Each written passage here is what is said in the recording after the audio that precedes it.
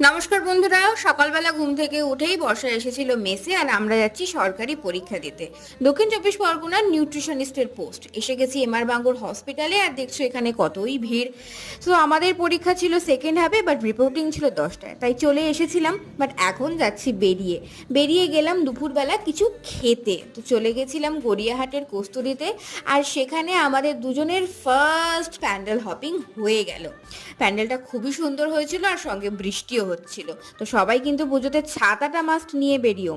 যাক, আমরা কস্তুরীতে গেলাম, অর্ডার করলাম একটা দারুণ বাঙালি খাবার, মাছ, ডাল, ভাত, আরও কত কি।